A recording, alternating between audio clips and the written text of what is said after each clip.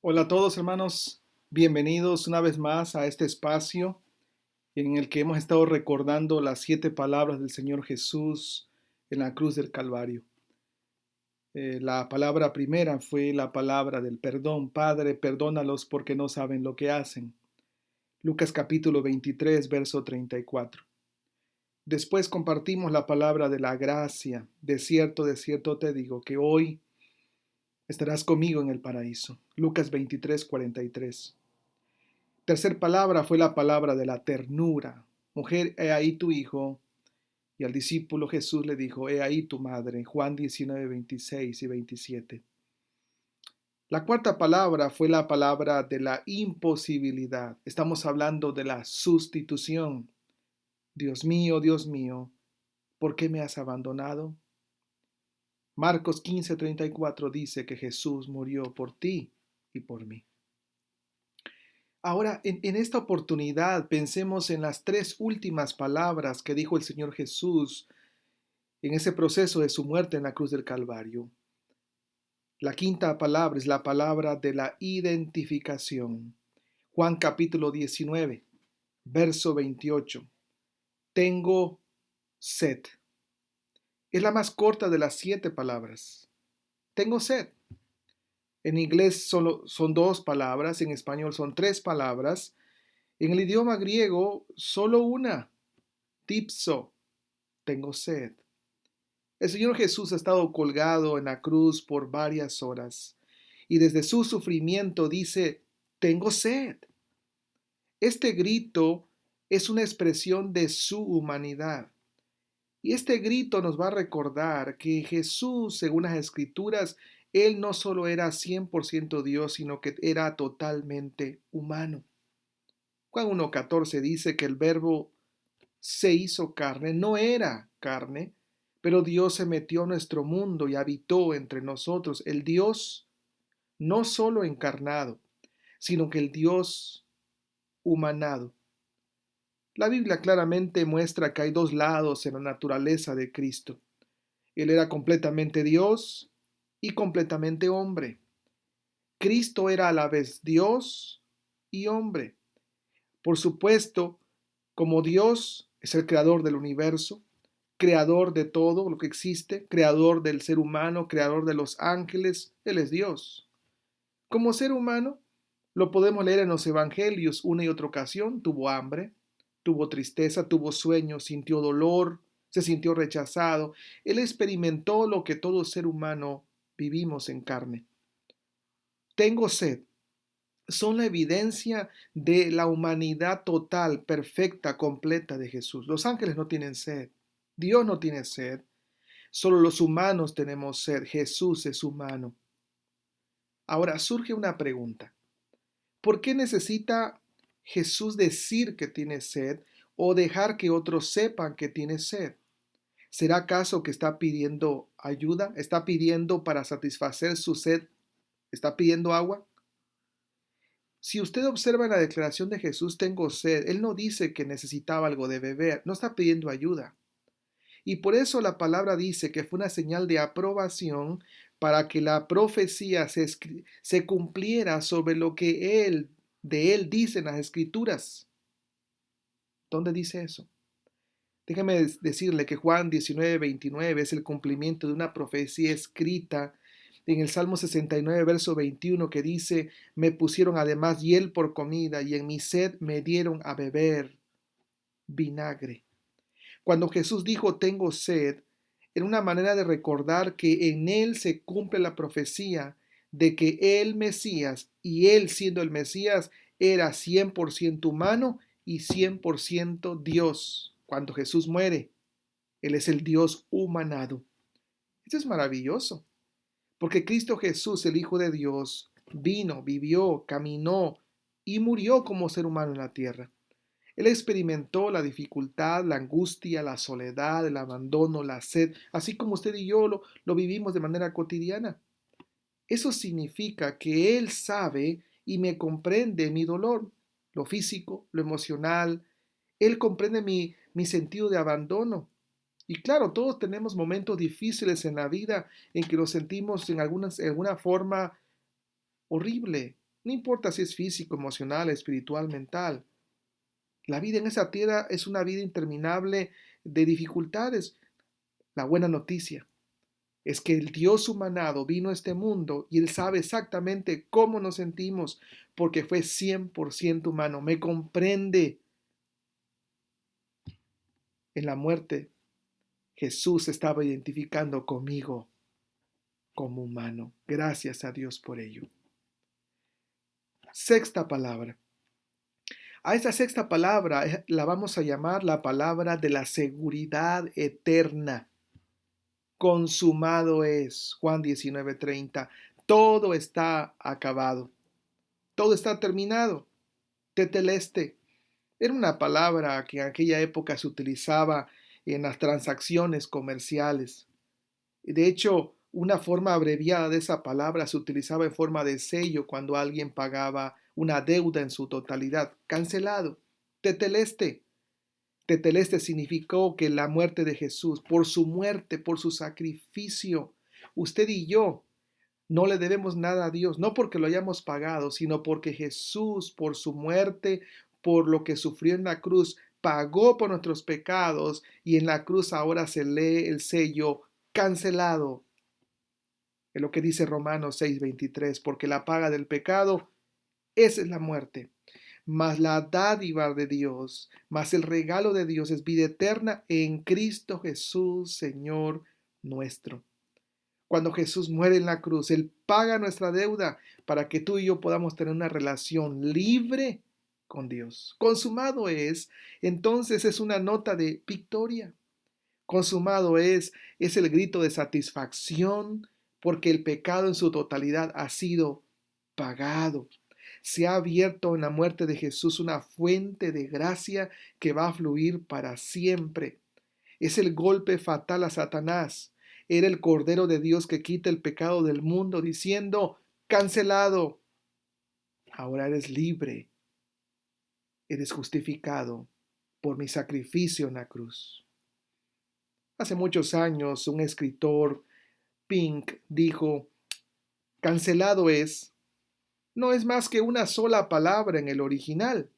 Sin embargo, en esa palabra está envuelto el Evangelio de Dios, porque describe toda seguridad y la suma de toda la alegría. Una simple palabra, consumado es, pero gracias a ello soy libre de pecado.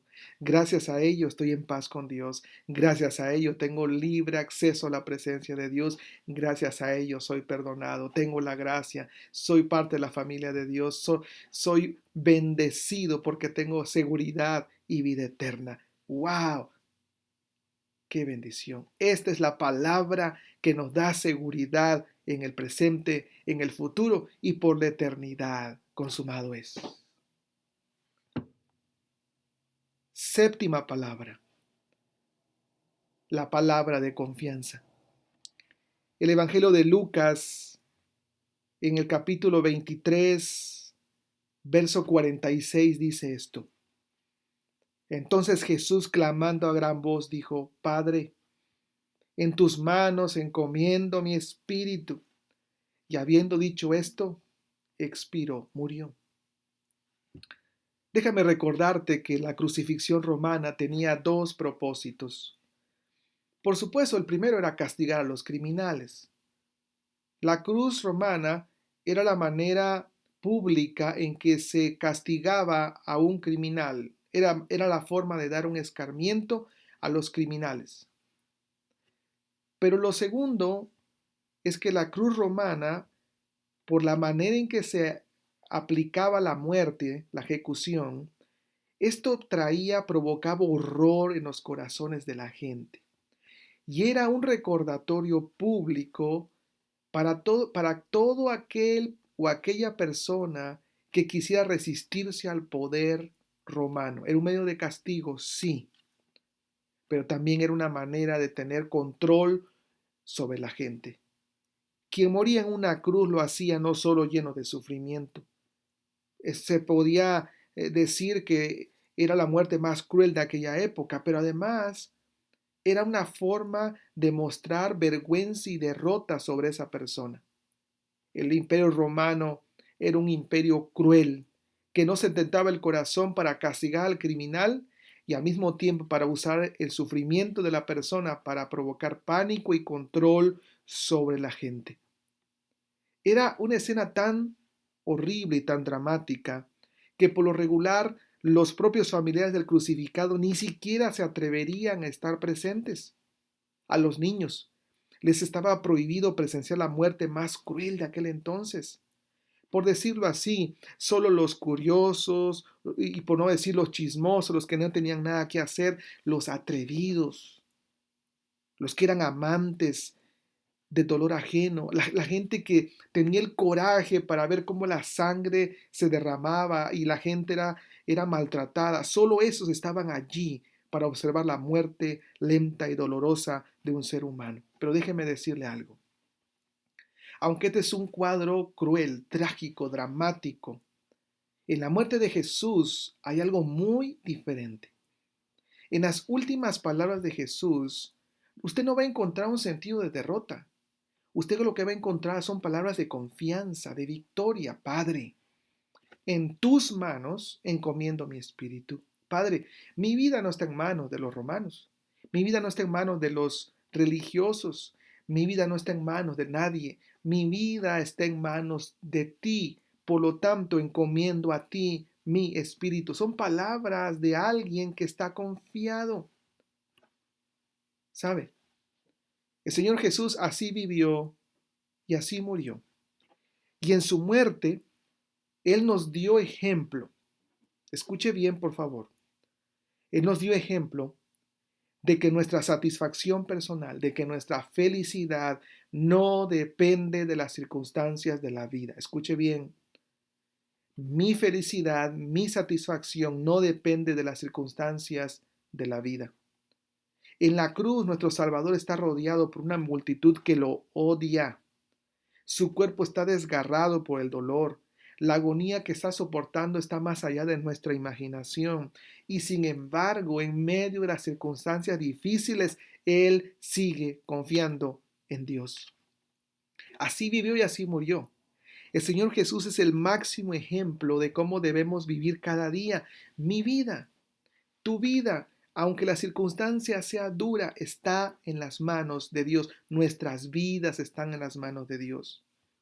Escuche bien, nuestros sueños, nuestros anhelos, nuestro futuro, nuestras decisiones, nuestra familia, el negocio, nuestros sentimientos, nuestros pensamientos, nuestras acciones, las palabras, cada aspecto de la vida están en las manos de Dios.